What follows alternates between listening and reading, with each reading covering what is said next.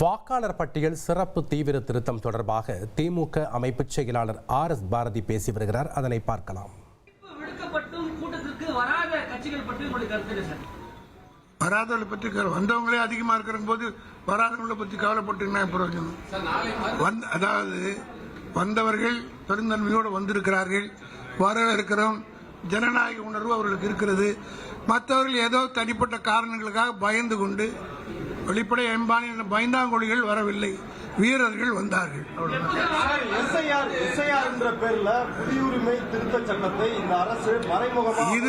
இது வேறு நேரடியாக செய்ய முடியாததை மறைமுகமாக செய்ய போகிறார் என்பதுதான் எல்லாருடைய கருத்தம்.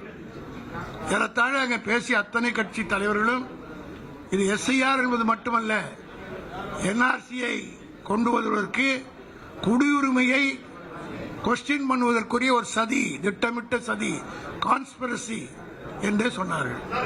ஏற்கனவே சுப்ரீம் கோர்ட்ல இந்த வழக்கு இருக்கு, அதுல ஆதாரம் எடுத்துக்க சொன்னாங்க. ஆனா அதையே பிரதான ஆவணமா தேர்தல் ஆணையம் கையில எடுத்துக்கல. அப்படி இருக்கிறப்ப நீங்க மீண்டும் நீதிமன்றம் போக அப்படின்னு சொல்றது என்ன வகையான தீர்வு தரும்?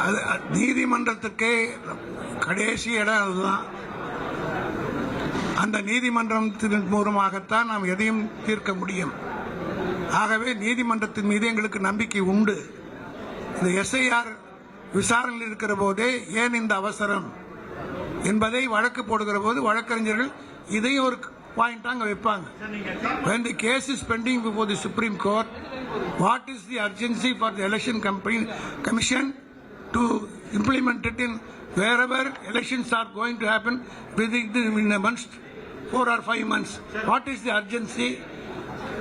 That does not amount to contempt of Supreme Court கூட சொல்லலாம். ஆக இதெல்லாம் வழக்கறிஞர்கள் வாதங்களை எடுத்து வைப்பார்கள்.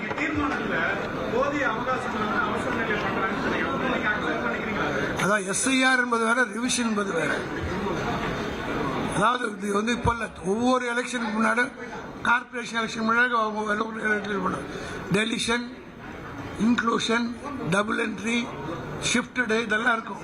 அதெல்லாம் லோக்கல் பாடிக்கு ஒரு எலெக்ஷன் லிஸ்டஸ் இருக்கு, அசம்பிளிக்கு ஒன்று இருக்கு, பார்லிமெண்ட்டுக்கு இருக்கு. இது ரொட்டீனா நடந்துட்டு தான் வருது. இதெல்லாம் எப்போ நடக்கும்னா எலெக்ஷன்லாம் நடக்கிறதுக்கு ஒரு வருஷத்துக்கு முன்னாடி நடக்கும். ஆனா இன்னும் ஆக்சுவலா பாத்தீங்கன்னா நவம்பர், பிப்ரவரி எண்ட்ல எலெக்ஷன் நோட்டிபிகேஷன் வந்துடும். ஆக்சுவலி இருக்கிறது டிசம்பர் மாசம் 1, ஜனவரி மாசம் 1 தான். இந்த 2 மாசமும் உங்களுக்கு எல்லாம் தெரியும், இது டே ஆஃப் ஃபெஸ்டிவல் ஃபங்க்ஷன்.